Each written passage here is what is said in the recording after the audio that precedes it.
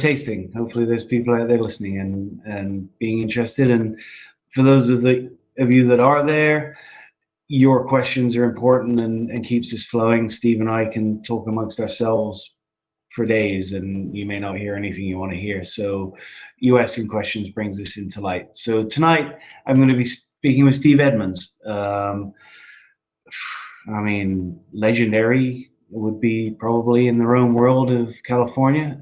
One of the originals, right up there with Randall Graham, one of the original Rhone producers. Edmunds St. Wines. Though tonight we're not going to be tasting one of his Rhones. Tonight we're going to be tasting a Gamay, which I'm not going to talk about. That's up to Steve to speak of. But I've known Steve a long time. Don't know him incredibly well, but know him well enough to know that he's a smart, articulate, and cool human being. And I'm actually looking forward to speaking live with him tonight. And I found that with Bourboulenc, who is right up there with Steve as one of the originals, that I always see them in forums of wine tastings, and so we speak, but it's always distracted and other people are wanting his attention because everybody wants to speak to Steve. So in these Facebook things, it has actually become a good thing for me. I get to speak with these people one-on-one for half an hour or an hour wherever we go. So it's really, really a good time for me to have one-on-one conversation, and you all can join in and ask questions of Steve. He's a mine of knowledge. He's been at it for a long time, a lot longer than me. So without further ado, we're going to taste the Tablas Creek first vintage of Bourboulenc, the 2019, and Steve's Gamay Noir, the Bone-Jolly, which I've actually never had. So I've had the rosé. I have a couple of cases of the rosé, and it's beautiful. So there he is. Hey, Steve, how are you? Just great, Neil. Glad to be here. I'm very impressed that you're doing this. You look like you need a nap. I do need a nap, Steve, but I always kind of look like that. I just got done with a bunch of Grenache and Mourvedre at the winery and ran home here to do this. So we're good. And welcome. It's really great to have you here. And as I was just saying in the lead up to this, what I found with Bob in particular is I realized that I never really actually get to speak to Bob one-on-one. It's always at a wine tasting and there's distraction, and so it's been pretty cool. Yeah. So yeah. I think as far as you go, these things, we didn't speak much about this before, but these things are pretty free flowing, and I think the interest for people is clearly you and your history and what you've done, and I mean, starting from the beginning. So, first wines you made were Rhones, I believe, correct? Yeah, the first year we made a pure Mourvedre and a blend of Grenache and Syrah and Mourvedre, and we made a Syrah from, of all places, Paso Robles. Yeah, Everly. It was. Okay. And there you go. It was a fiasco. Why was it a fiasco? The vineyard manager at the time, whose name I don't entirely remember, but he was the son-in-law of the guy who owned the vineyard at the time. Like Jacobini or something like that, right? It was kind of Jacobine or something like that. Was that? I remember John Mudd talking about. Yeah, and it was his son-in-law who was the quote-unquote vineyard manager, and it was Estrella vineyard then. That's what we're talking about, right? I'm sorry? It was Estrella vineyard is what we're talking Estrella about. River, that's right. And I had told him, because it was the first year I was making wine on this kind of scale, and I'd never worked with Syrah before, but I'd had Bob's wine. It was one of the wines that made me decide that I wanted to work with Rhone grapes. Bob Lindquist. And he had, at that time, was getting Syrah from Estrella River. And so I knew how warm it was down there, and I thought I don't want to pick this stuff too late. And of course, it's way out on the east side and a little bit hotter out there. And so I said, let's shoot for between 20 and a half and 21 bricks. And he said, oh, that's fine. He said, I'll tell you when it's ready. So he called me a couple of days before he wanted to pick it. And we were getting 9 tons of Syrah from out there. And the most I'd ever made of any wine was about a half a ton. So I didn't even know what 9 tons looked like. we got down there. On the way into town, my stepson was driving one truck and I was driving another. And my wife was in the truck with me. So did you say what year this is, just to give some context? 1985. 85. It was the year after I arrived in the United States. There you go. Yeah. And as we took the Spring Street off ramp going south on 101, these were trucks that had stick shifts, and when my stepson Ben put the clutch in to take the thing out of gear, when he came to a stop, that a cotter pin broke in the clutch pedal and completely disengaged, and that truck had to be repaired so that we could get out to Estrella River and pick up the grapes. That finally happened. It was a couple hours before it got taken care of. We got out there, picked up these many bins of grapes, loaded them on both of the trucks, and headed back up to Berkeley. And Ben is 17 or 18 years younger than I am. And he just wanted to get the hell out of there. And he said, I'll just go up to the winery and have him unload them and park the truck, and then I'm gone. And so he just went on up the highway. So we pulled out of Paso Robles and got to somewhere close to San Miguel, and my truck broke down. And so we were on the highway for another 3 hours. It got dark. This was Labor Day weekend, 1985. I hitched a ride with a truck driver who stopped to see what was happening up to a place where we could get somebody to come down and take care of the truck. And we got home at 4 a.m. with the grapes. Turned out the grapes must have been picked somewhere between 17 and 18 because the alcohol in the finished wine was about 10.7. Oh, wow. Like that. And it was nice. It had good aromas. It smelled in a way quite Beaujolais like. But it was very, very light. And, we just ended up selling it real cheap. It tasted good. How much did you pay for a ton of Syrah in 1985? I'm curious. Oh, that's a good question. I think it was maybe $400 a ton, something like that. That has changed. Jason just did a blog, and it was related to Syrah. He did a graph on the blog. I don't know if you saw this or not, like the rise and fall of planting, and it was pretty interesting, and people should check it out. But way back in 1970 something, there's this little blip, and I was looking at the graph. I'm like, so that's Everly, right? He's like, yep, that was it in California. Gary Everly was the first Syrah, which good for him. It's we've all worked with that clone, and all still work with that clone. I think straight is often known. So from there, where did you go from? I mean, I'm kind of interested in this because I don't really know exactly. I mean, I knew you started at Estrella, but then Rhone grapes were kind of hard to come by in 1980. Oh yeah.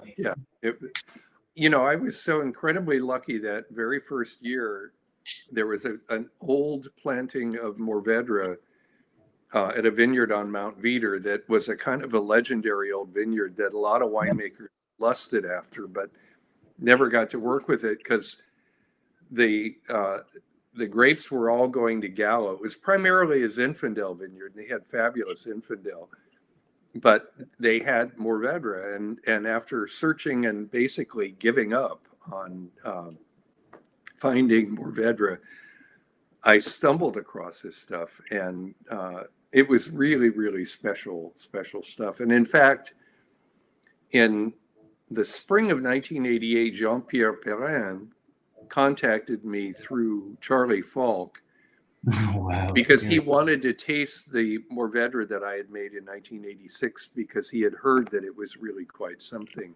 And so I met with Charlie and Jean-Pierre in San Rafael, and he tasted that wine, and the first thing he said was, "Oh, this is great. We can do this here." And this was in the exploratory stages of, of the whole. So does that wine still exist? Is there a bottle, Yeah. Steve? There is? I don't You still have it. some? No. No, really? No. And does that vineyard still exist on Mount Vita? There was less. Yeah, it is. There was maybe 1.5 tons in a decent year from that block. Oh, wow. Yeah, which meant I could make somewhere in the neighborhood of 100 cases, which is what I. It was amazing stuff. The vines are still there. Peter Ferranis has the rights to those grapes for maybe another 4 or 5 years, I think, something like that. Have you tried to get your hands back on it? No, because Cuvazon's going to want it. Cuvazon bought the property. Okay. Yeah. Okay. Yeah. Yeah. At least you got to play for a while. So. Oh, it was great. It was great. As far as Syrah, the next year, somebody told me about Durrell Vineyard, and I started to work with those grapes in '86, and that was a planting really right on the kind of the Sonoma Valley Sonoma Carneros line, and it, from what a number of French Rhone wine producers have told me, they think that they must have had some of the Serene clone mixed in the budwood they got, because they swore up and down to me that it tasted like Serene. Elaborate on Serene, because I'm not super familiar, and I'm sure people listening to this will not know. That's the selection or what have you of Syrah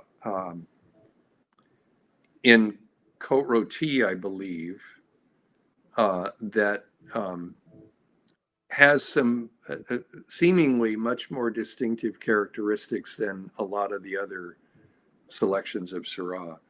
I mean, talk to the Perrins, Yeah, I will. See what I can tell you, because it's pretty amazing stuff. So, I mean, a question that always springs to mind when I think of you and Bob and Bill Easton is why were you drawn to Rhone varietals? I mean, because it was an odd thing to be drawn to in those days. You should have been making Chardonnay or something, right? I mean, why did Rhone get your attention? No way. Yeah. No, I was just starting out, and I'd been in the business at that point for 12 or 13 years.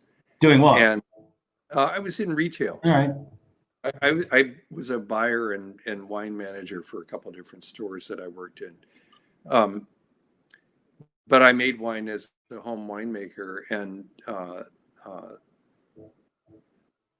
so when we wanted to start this winery, I knew it didn't make any sense at all to just try to be another Chardonnay Cabernet producer, because people were starting to get tired of seeing people coming in saying, "You want to taste my Chardonnay? You want to taste my Cabernet?" Who cares, right? There's too many of them already. Right. So I spent about 4 months just tasting stuff from here, stuff from Europe, trying to figure out what I thought I could do a good job with that really moved me, that made me think, well, if I think this is good, then somebody else is going to think it's of interest. I mean, I was impulsive. I would, I wasn't necessarily right, but I think I was. I'd say it's worked out all right. Yeah. So I started to notice over a period of time, the wines I kept coming back to. There it is. And thinking this, certainly wines from the Rhone. Kermit Lynch is an old friend of mine, and he was selling some really, really great stuff from the Rhone.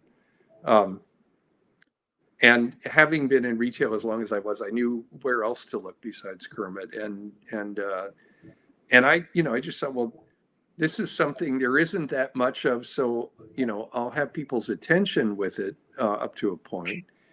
And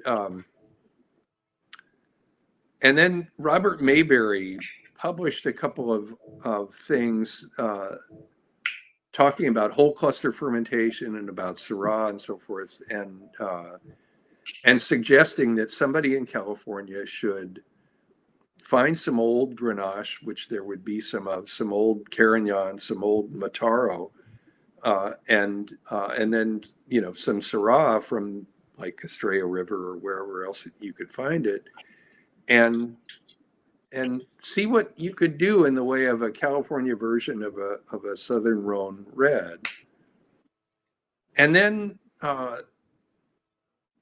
there was some other thing I read. I don't remember exactly what it was, but my wife and I lived right around the corner from Chez Panisse, and we went over there one night in the spring of '85 to have supper, and we were waiting outside for a table. And we were talking, and I was talking about all of these things that I've just been mentioning and saying, I think maybe this is the direction that it would make sense to explore further. And they called us to our table, and we went upstairs and sat down, and they brought the menu and the wine list. And on the wine list was this Cupé Syrah. And I had never heard of Cupé, but I was certainly interested in Syrah, and thought, well, this is Chez Panisse, and they know what they're doing, so let's get a bottle of it and see what it's like. They brought it to the table and poured some in my glass, and I stuck my nose in the glass, and I just went, this is it. That was the thing that tipped me over into okay, we're going to do this. See, that's an important fact right there. So it's one of Bob's wines that really put you in the direction that you ended up going. Yeah. It was clear that he was working with grapes that could make very, very good, compelling wine, and it was a little bit, when Jean-Pierre said what he said to me about Mourvèdre, it felt like the same response. Right. Oh my God, you can do this here. So that's, I'd not heard that story before. So that clearly is something that triggered the Perens quest with Bob Haas to come looking, right? I mean, I would assume. Well, I think the partnership was already formed. Okay, so and I don't know whether they had bought the property yet or not. It made them less worried about doing what they were doing. Yeah, I mean, I think they were talking at that point about considering a number of different locations. Mm-hmm. And I don't know at what point they committed to the Paso property. The story has it that John Munch drove them up Peachy Canyon Road, and they have those cutaways on Peachy Canyon, which you've seen with the limestone, and they were just that's what was pivotal in their decision making, is what I've always heard. I wasn't there always. I remember Francois saying that thing about that cutaway in the road, the limestone, and the olive trees, and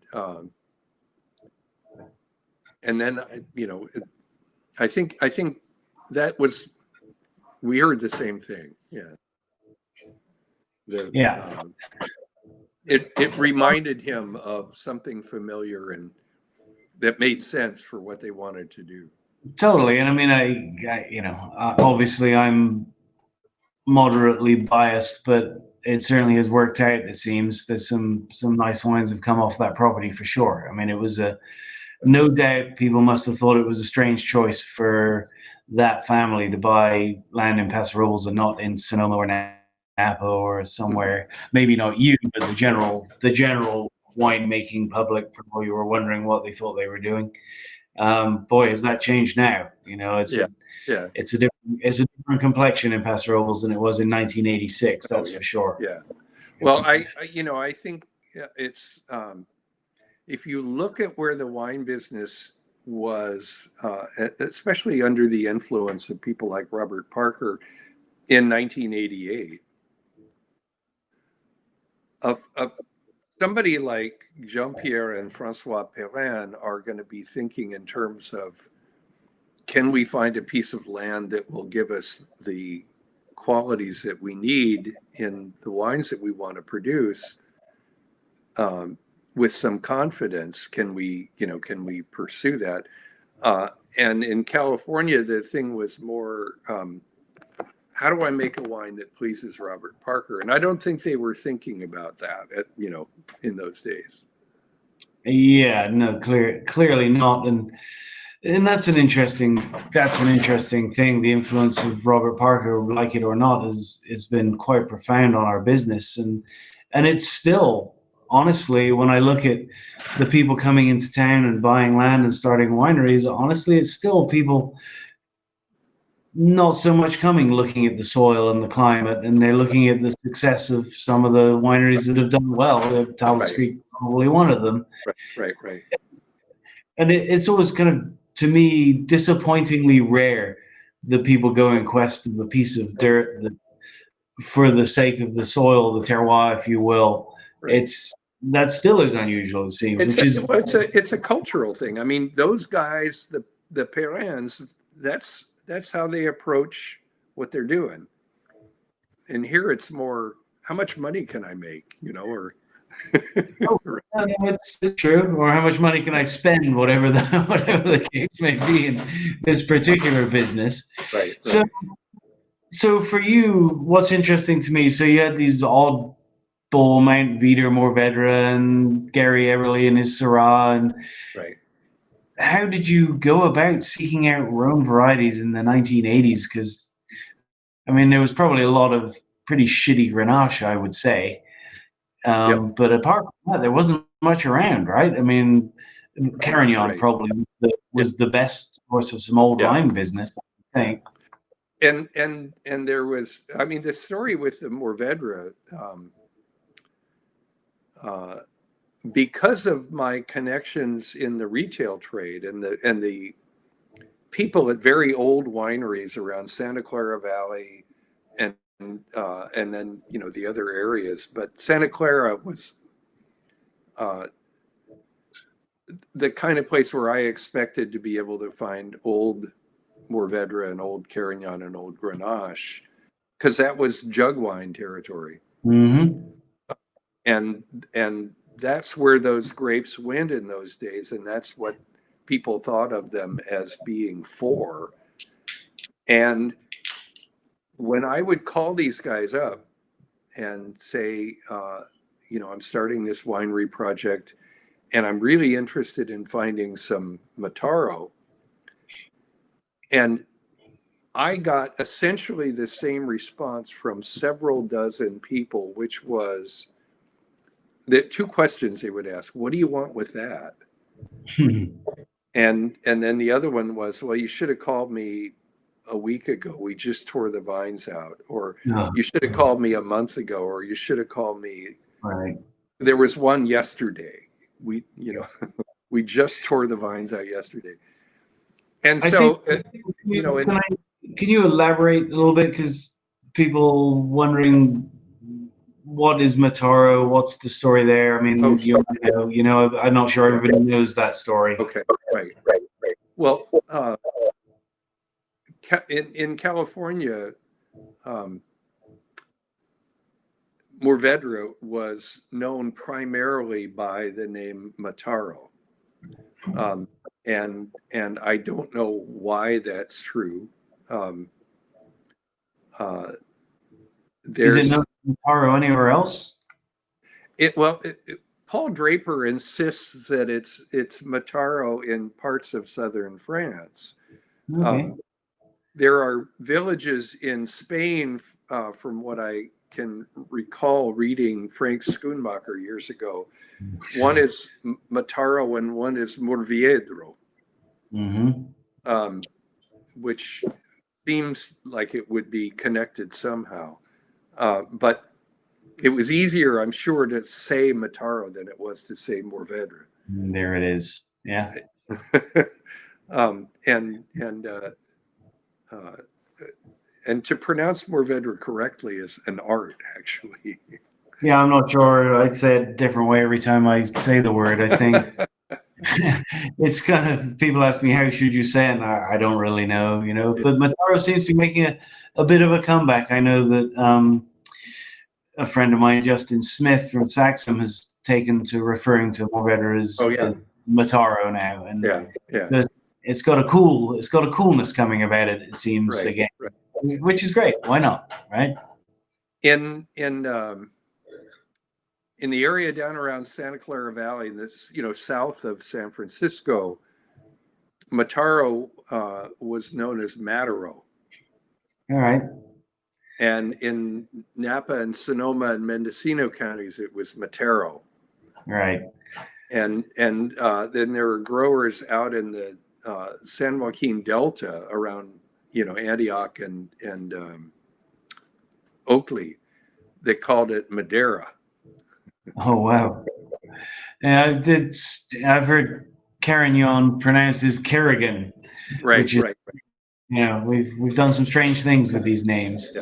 Yeah. So let's taste some wine a little bit and continue talking about this. I don't want to dwell on Tablas Creek. I want to hear your stuff because that's interesting to me and others, I think.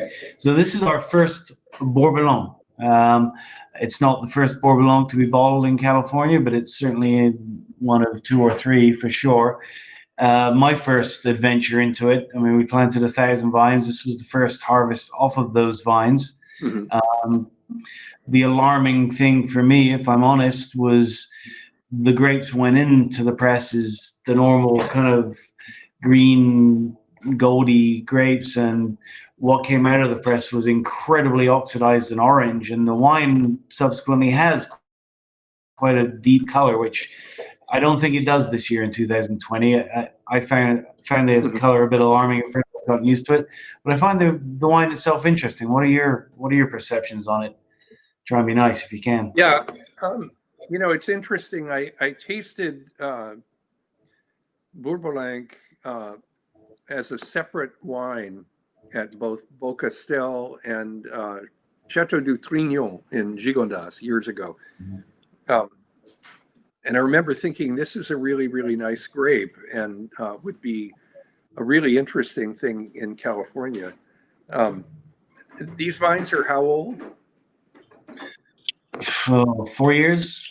Oh, okay. It's the first harvest off of these, and I think the color is partially due to a lack of canopy and sunshine, transferable sunshine. Yeah.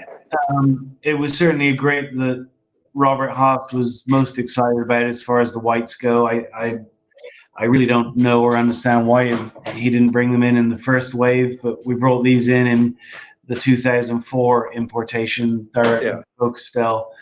And I don't disagree with it. I think it's going to turn into a really substantial part of our Esprit and the Esprit program. Yeah.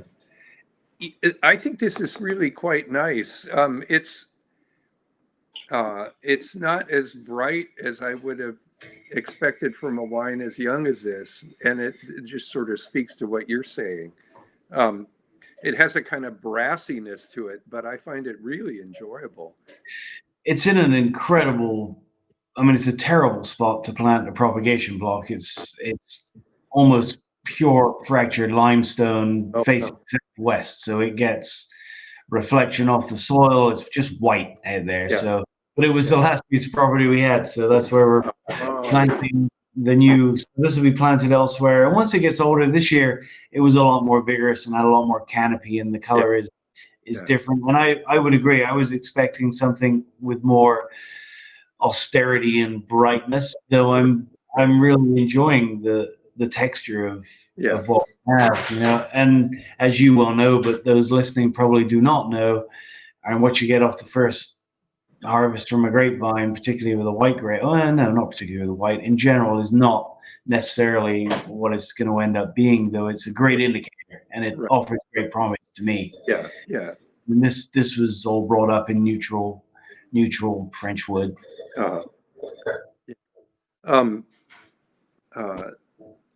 no, I think it's really shows that the grape is going to find a real nice home there. So as of last year, and I'm really excited about it, I came into the Tablas project right at the beginning as a nosy neighbor more than anything, but I've been involved for a long time. And last year we achieved all 13 on the property, which was so exciting for me. Yeah, that's amazing. The last one was Muscadin, and it's there, and not anybody except us cares, but it's there and it's growing, and we'll taste some fruit this year, but we won't make wine, but we'll make wine next year. We grabbed over a small block of Grenache Blanc to Muscadin. Yeah. And I'm excited about that. I'm super excited about the Bourboulenc. Vacaresse. We made our first Vacaresse last year, and that is really exciting too, because I had no idea what that was going to be. That's fantastic. That's great. It's really an unusual, it's very, very dark in color and has an incredible acidity. I think it's going to be a huge part of what we do. And Sanso, Sanso is not new to anybody, of course, but it's new to the Tablas Creek property. We made our first one last year from vines that we brought in from Boxtel, and I love Sanso in general. So this appears to be a really nice fit for the property. So that's super cool. That's great. That's great. I've heard so much skeptical stuff about Sanso for such a long time. So many people saying, why did they even have that stuff there, and including vintners over there. Sure, yeah. Let's be fair. Robert Parker's not going to give Sanso 98 points. Not really in his wheelhouse. Right. But I've enjoyed making. I haven't made it for Tablas, of course, until last year. But I've been producing it under my family's label for a couple of years, blended with Counoise and making a really pretty red wine. I don't get to play with Gamay, so I play with Counoise and Sanso. So maybe that's my delve into that. So on that. And so where are those grapes coming from for your winery? Well, originally they came from the Glenrose vineyard. Oh, okay. But I wasn't able to get fruit from them this year, so I bought from Bella Luna, which is a great vineyard. But I've also had one of the people I buy, my main supplier of Rhone grapes is David Colmar from the Old Oak Vineyard on Willow Creek Road, West Paso, and we grafted over some Counoise and we planted some Sanso, so we'll have our own sort, which is great. I'm super. Are you going to make rosé from those two? I don't know. Maybe I'm kind of a bit obsessed with my rosés with 100% Mourvèdre, and I kind of like that. Okay. I had the absolute. You mentioned earlier an old friend with Kermit Lynch. I had the great pleasure of a couple of trips to Bandol with Kermit, and visited Tempier and Gros Noret and Terre Brune. So I have a real affection for those wines. So I don't pretend that we're making Tempier, but we're doing our best to make a great Mourvèdre rosé. So, but.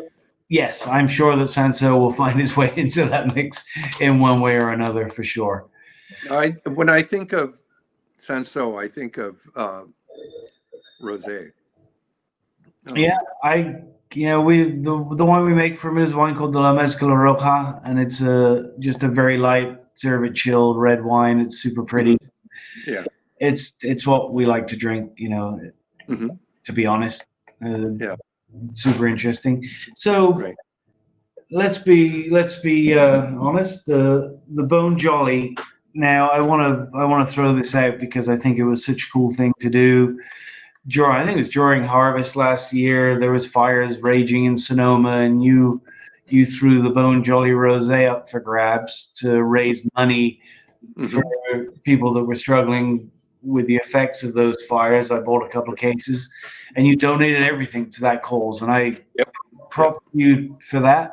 I'm loving the wine. It was a great price, and you raised decent money doing that, I think, and my hat is off to you for that. Thank you. Well, thanks. I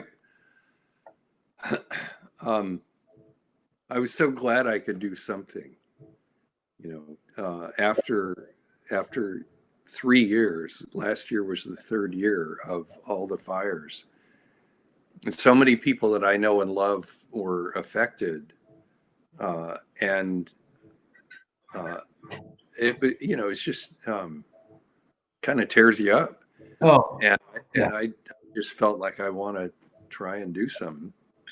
And it was clear. We had close to 100 cases of our 17 rosé left because we made so much of it that year, because we were, it was a major sales item for us. And I think what I found out is there's only so much you can make that the market has room for, because there's so many people making rosé. And so I thought, rather than just let that stuff sit there and die, why not kind of give it away,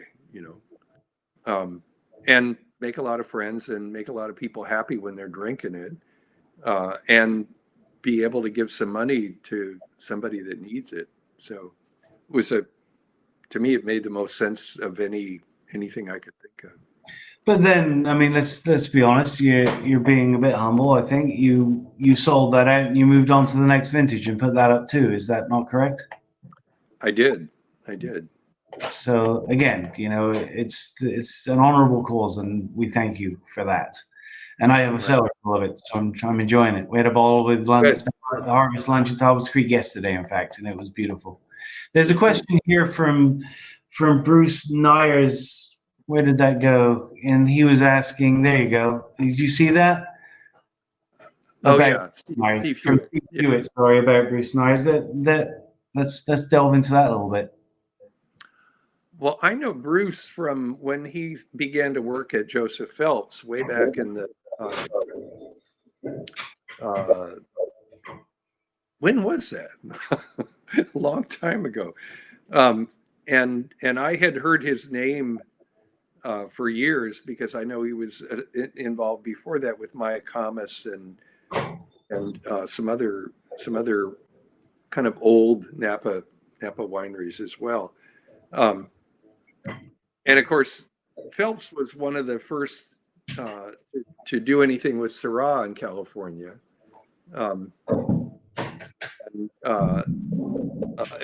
And Bruce was really, really interested in that. And, I knew him from my retail days. And then he was one of the people that put together the consortium that took place back in 1990 that was participated in by winemakers from the Rhone and also California producers working with Rhone grapes. So Bruce is what was the name of the consortium? It was it was a colloquium, and it was up at Meadowwood. Talk about fire. I heard about this. I heard Bob Haas talked about this. Yeah. And Francois and Jean-Pierre were there. And it was quite something. It was a really, really wonderful event. And it has never been repeated. I think maybe people came away with it trying to figure out what to make of it. It was sort of early on in the days of the Rhone Rangers, and was before Hospice de Rhone, I think, or no. Yeah, no, I think it was. It was about 3-4 years before the first Hospice de Rhone. I think Hospice de Rhone grew out of the Viognier Guild, which was Matt Garrison back in the day, right? Yeah, and I think Matt did his first event in '93. Back in Georgia when he was, before he'd moved to California. Right. Yeah. I don't know that much about what Bruce is doing. I'm in pretty regular contact with, well, of course, Aaron Jordan was his winemaker for a long time. Okay. And Aaron went on to Turley, and is that right? And then started Phyla. And then does Phyla now, which is beautiful wines. Yeah. and his place almost burned down. I mean, he was right next to somebody that had a total loss for their winery property, and the rumor was going around that Aaron's place had also burned up, and he got on social media and said, no, we survived, we're okay. It's been a devastating few years on that front, right? I mean, grueling, and touch wood. We've been lucky down here. We got a lot of smoke, and there's some smoke taint issues bouncing around for sure. But thus far, nobody's losing their homes and all that stuff. Which let's hope that keeps going. Really, I mean, it's frightening what's happening at the moment, and the wine part of it is a thing, but the people's lives and homes are a more important thing for sure. We know. So it's a bizarre and big leap from Estrella Serrata Gamay. Yeah. So what's with the Gamay? Let's talk about it. Not the rosé now. We're having the actual red wine. When I first got into the wine business, which was almost 50 years ago, I remember tasting lots of wines from the Beaujolais area,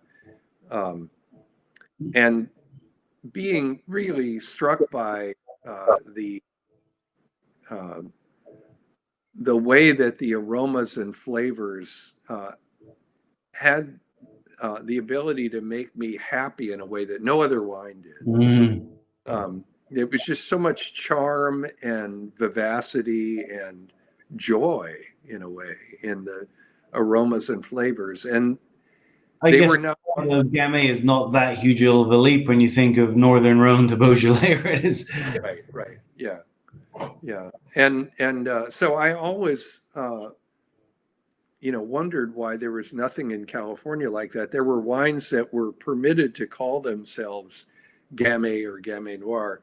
I spent a year as a tour guide with Mondavi back in the mid 70s, and they were making Valdiguier, which was known colloquially as Napa Gamay. And so they just labeled it Gamay, and they were making it in a kind of a light fruity style.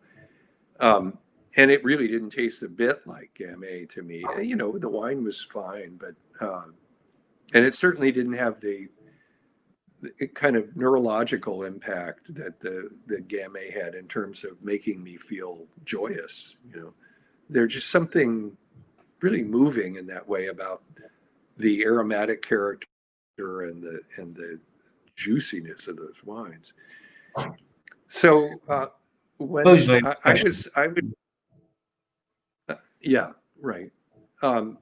I was driving with Ron Mansfield, who farms a lot of the vineyards that I work with in the Sierra foothills, down to the Central Coast, primarily to Paso Robles, back in,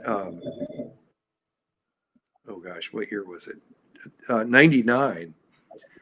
Because Ron wanted to see what was going on down there. And so we drove down together, and he was describing this property at very high elevation in the Sierra foothills, up around 1,000 meters, that had been a Bartlett pear orchard, and that Ron was managing. And the guy had decided that the pear market was in the tank because of the forces, the impact of globalization. And he wanted to grow wine grapes. And so Ron, which is sort of the way Ron and I have operated for years, he would have somebody say to him, I want to plant grapes. And Ron would come to me and say, come look at this place and tell me what you think would do well there.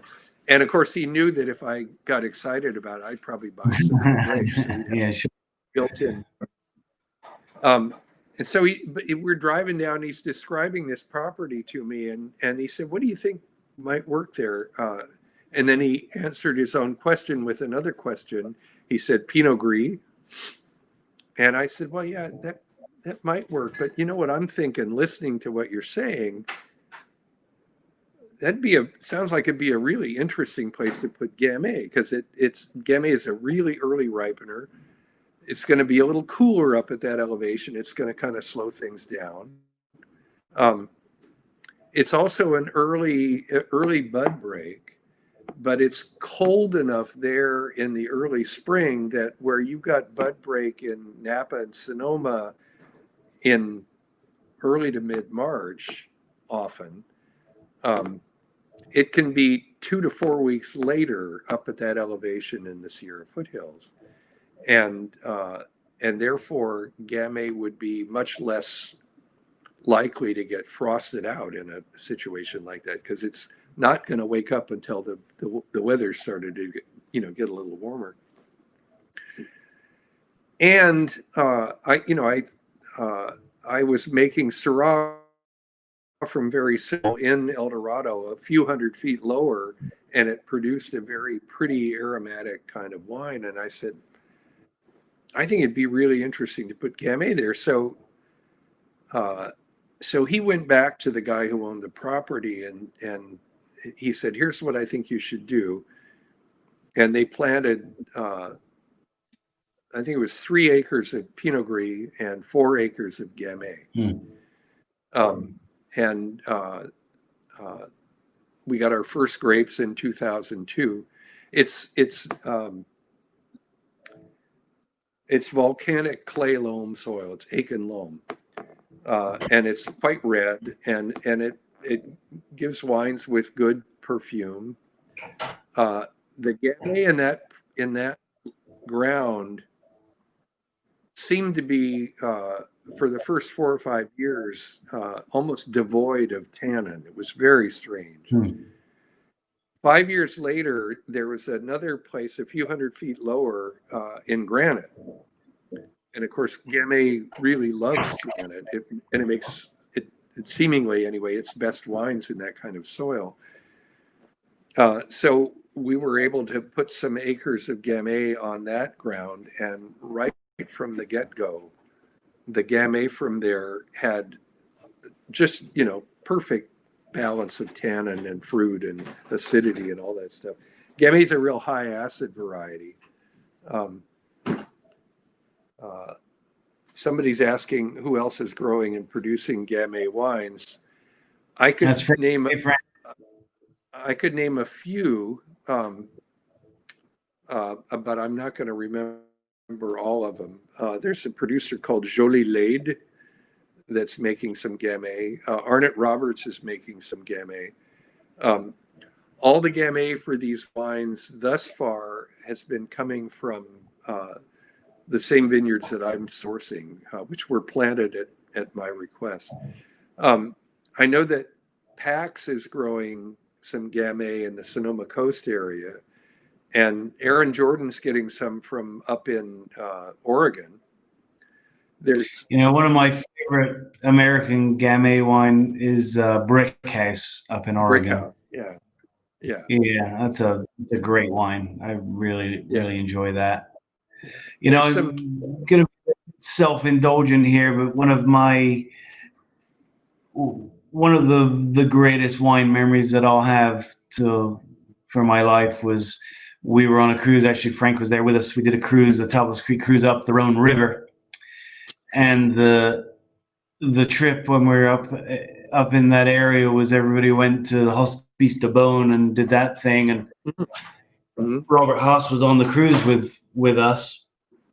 Or I should say, we were on the cruise with Robert Haas, bro. So he looked at me and said, "We're not going on that trip. We're going to Bourboulenc." And he got a car and a driver, and he took with Barbara, his wife, and Marcy, my wife. The 4 of us spent the day trancing. A rainy day. I stood at the ATM machine holding an umbrella over Bob as he drew money, and I looked at him and said, "I'm like your umbrella girl right now." And he just looked at me and laughed. And we spent the day in Beaujolais driving around. We had lunch at a Kermit Lynch property. He said, I never carried these wines, but I've been a friend. It was on the Côte de Bruy, the Chateau Thibin, I believe was the name. And it was just such an incredible, that's a great place. Such an incredible day with Bob Haas and Barbara, and just sitting there and listening to him tell stories and tasting wines, and then going to Taiwan and tasting some of the greatest Beaujolais that I've ever had. Of course, you go somewhere with Bob, and the stops get pulled out. So we tasted a great array of wines. That was my one of my favorite days in this business. Neil, I had lunch there with Ron Mansfield at Chateau Tivin. Oh, really? Yeah, it's an incredible place. They're really wonderful. They're great. Yeah. I don't remember their names, but I think she was the mayor of the town at that point. It was kind of hilarious. It's a hard name to pronounce, and I'm trying to bring it back. Geoffroy. Geoffroy, yeah, I would not remember that. Geoffroy. Geoffroy. Wow. Yeah. And an old property, right? I mean, those cellars were incredible. Right. So I have a passion for the Beaujolais and the Gamay, and Bob would always rant about Beaujolais Nouveau being ruined by commerciality, and when it was what it really was, it was a great thing. And one day I'll make a Nouveau that Bob would be proud of. I hope. That's in my mind. So anyway, your Gamay, when was the first vintage? 99, you said? No, the conversation with Ron was in 99. The vines went in the ground in 2000, and the first grapes were 2002. And that was from the original property in the volcanic soil. Subsequently, having gotten Gamay into granite, the only red wine that we're making now from Gamay is grown in that site. In several different blocks. Is the Bone-Jolly, is that a Saignée from this wine, or is it a separate the rosé direct press? Yeah. Yeah, the rosé is it's not a Saignée. It's destemmed into the press. When the press is full, we squeeze it. Okay. Yeah. All right, so it's its own entity. It's beautiful. I've never had this wine before. Like I said, I had the rosé, and this is lovely. I didn't get it. I'd like a bit more of a chill on the glass that I have, but it's really lovely. Do you take all of the fruit from these vineyards? Is it you alone, or is there other producers there? No, Ron has continued to plant more Gamay. As the space has become available at the Barsotti property. They're primarily an apple orchard, but they started to work with him back in 2005. And, they, I think, probably make a little bit more money with grapes on their property than they did before. So, they've let him continue to kind of expand the grape planting. And, of course, there were other winemakers who wanted to be able to get some Gamay, and so he dedicated some space to some of them. Arnott Roberts gets a fair amount from Barsotti. They also get some from Witters, which is the original planting and the source of the rosé that we make. And then there are a handful of other producers who were also buying Gamay from there. So, in theory, a person could make some Gamay and some apple cider from the same property. Yep. Thinking selfishly of myself. I know my boys are watching, and they're always obsessing about Gamay, and it's such a beautiful wine. And so, what about the Rhone stuff? You're still pushing on that? I mean, what is your lineup these days? If you sold the Edmunds St. John line, what would it incorporate? It's been kind of a dilemma for me in a way, but the white wine that we produce is a blend of Vermentino and Grenache Blanc. Ah, really? I did not know that. Yeah, it's called Art of Gold. And, I love Vermentino. Yeah, me too.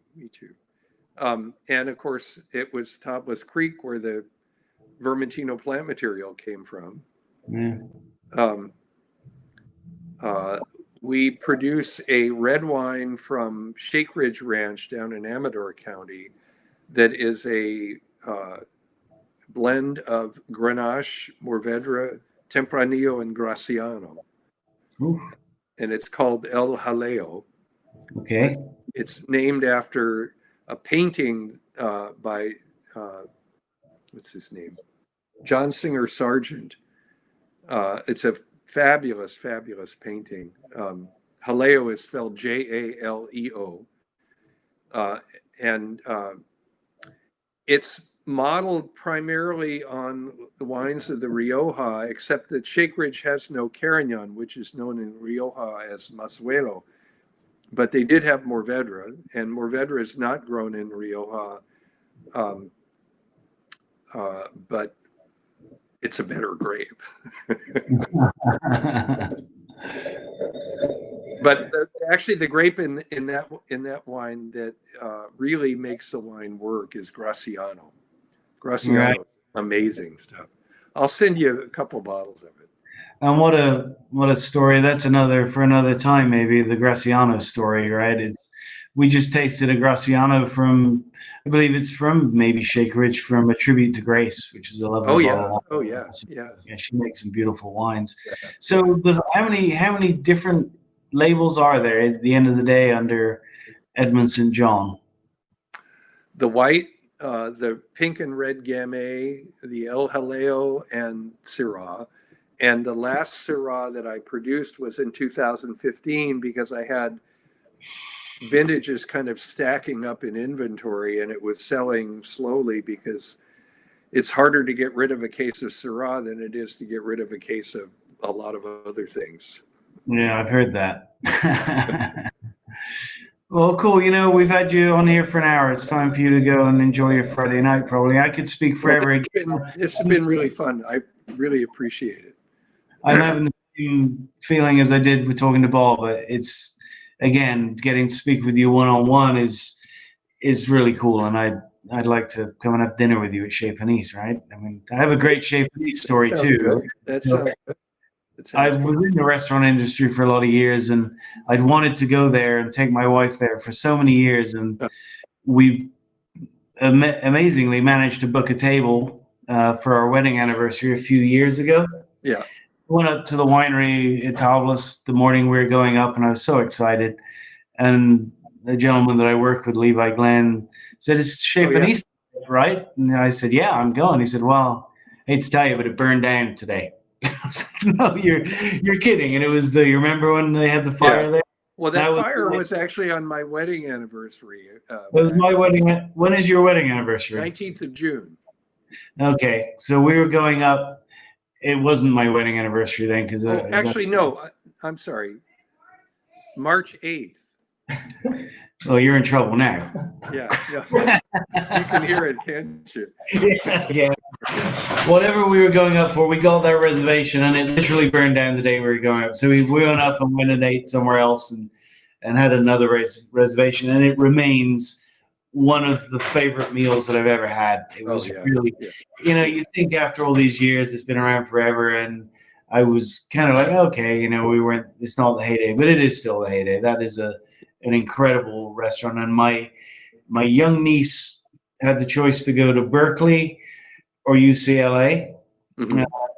Her parents wanted her to go to UCLA, and I told her, "You go to Berkeley, I'm going to come up there and I'll take you to Chez Panisse for dinner." And I have not upheld that yet, but I will. If I can get a reservation, I'm going to go take her right there for dinner, because it was such a special experience. And it was it wasn't just that the food was incredible. I've had lots of great food in my life, but the whole experience just had such a good feel to it, a vibe to it. It was so natural and so real, and it was exceptional. It's hard to describe. I've never felt the same feeling at another restaurant, and it blew me away. It was great.